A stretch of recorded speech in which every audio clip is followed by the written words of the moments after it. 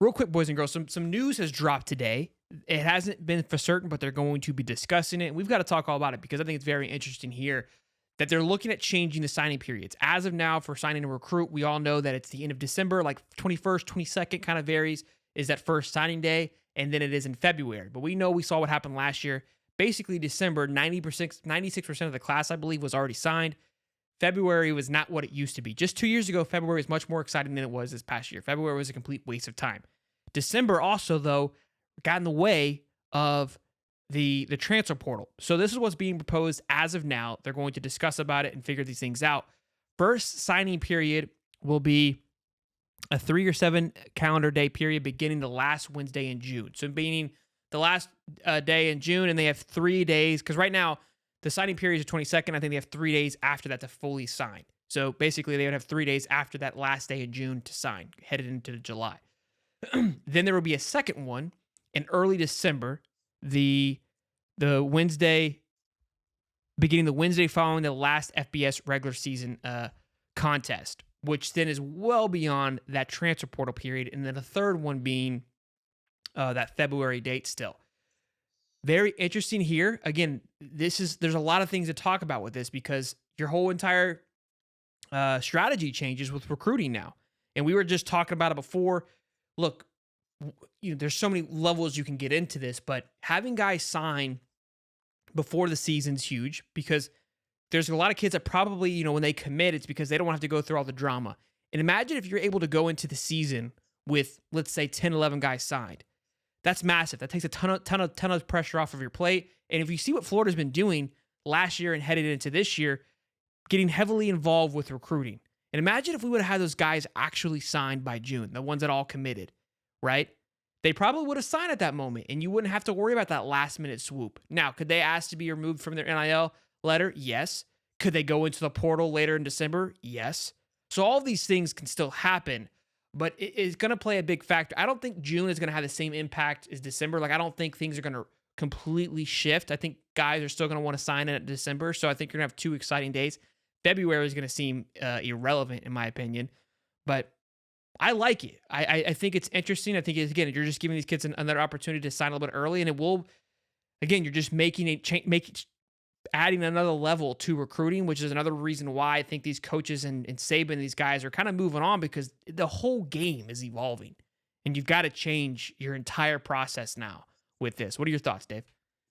Yeah, and it also gives you something to talk about in June because there's Yeah. football already on in June, so there you go. But I think it does give a good opportunity to like some of the players that just absolutely know for a fact where they're going, and they can just go ahead and sign with whatever school they want to, and not have to be bothered by coaches all the rest of the year, trying to be recruited and going to all these camps and these guys talking to them and getting in their ear and all that. So I think like it's good for like the players that directly know, but I'm pretty sure most of the players that still want to be recruited wined and dined on visits, all that other kind of stuff will probably wait till the early signing period or probably National Signing Day. But I think it's good. I mean, in a way, you think about it and you're like, man, I said this earlier on Twitter. I said, man, I wish that rule would have been in effect last year. But at the same time, like you said, you can ask out of your national letter of intent. You can enter the transfer portal. I mean, the same thing happened with Jameer Grimsley. Nick Saban retires. He'd already enrolled, so he had to go through the transfer portal route. If he had not enrolled, he could have asked out of his NLI and just committed to Florida. Instead, he's counted as a transfer and not a high school commit. So, I mean, there's plenty of things that could happen and you could do just based on like how it is structured. But I think it's really cool. And like I said, it gives us something to talk about. There's no Yeah. football.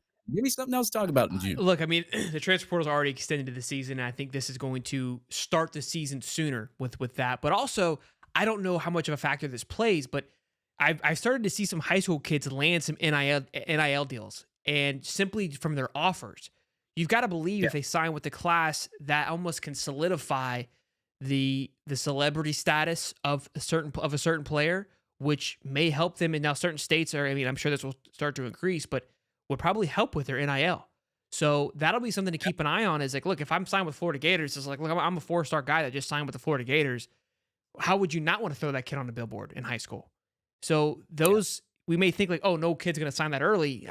With how this thing's headed, imagine if you're a kid in high school, you're going into your senior year, you sign with Florida in July, you sign a local deal with your local scholarship in high school because they know for a fact they are sponsoring a Florida Gator recruit or a commit, a player now because he signed with them more than just a verbally committed kid. It changes everything. So I I think it's going to benefit everybody, and again, it's going to change the entire process. And also, look look last year. Is this Billy playing chess? Was Billy ahead of the game in this sense? And that wasn't just Billy. A lot of schools were doing this, having these visits in early June. At one time, people were like, "This seems really early." That Friday Night Lights thing that we have in July, that felt that's evolved already. It's not as prominent into current guys. It's more 2 years ahead, right? That's what it's turning into. Now it makes Yeah. sense because that would be too late, right? Like why have that? Now, don't get me wrong, current guys still go, but not to what it used to be. It's all about 2 years in advance. Guys that are nowhere near committing. So that when you're kind of scratching your head, why is that changing? Well, that's the case because we Jubilee Weekend was born this past year. That wasn't a thing the year before that. So I don't know. Was it lucky? Was it by chance? Was he there on it? I don't know, but I don't know if it's going to be in effect this. Would it be in effect this June? Did you see that anywhere? If they're still voting on it, I would assume it would be in effect Following. next June, the following June. But this is college football, man. They've changed things so quickly, so you never know. Yeah, I mean, why wouldn't you? Why couldn't you? Because again, it's not like you're forcing anybody to do this, right? You're just giving somebody an opportunity to make a decision a little bit sooner. So I don't know. Again, they can't enroll any sooner. I think the biggest one though is moving that December one up early because that 2 week span was nuts. You never really had a break, and you've got guys coming in, you've got coaches leaving. It was mayhem for that 2 week period. So to kind of have some separation between, I guess you can call it seasons, from recruiting to transfer portal to recruiting, the back to transfer portal, I think is huge. But think about it, right? We've got the signing period in February still. Right now, we're in the kind of the quietest part, but technically kids can still sign, but nobody's really signing. And then we're going to hit May, which is a transfer portal. And now if they open this thing up in June, so you've got a recruiting cycle in June, then you get the season started, then you get another recruiting cycle in February, then the portal. It's never going to stop, boys. It's never going to Yeah, stop. from a, I guess, like a reporter's job scenario, it's phenomenal because you're just gonna have things to talk about throughout that whole cycle. But man, it's crazy, dude. Like, it's changing and it's evolving so much that like the old school guys like me that was like watching college football in like the early '90s and then all the way up to now, it's like it's changed so much. Like, I don't know, man. Like, I think they're changing way too much, way too fast. But I mean, that's just my opinion.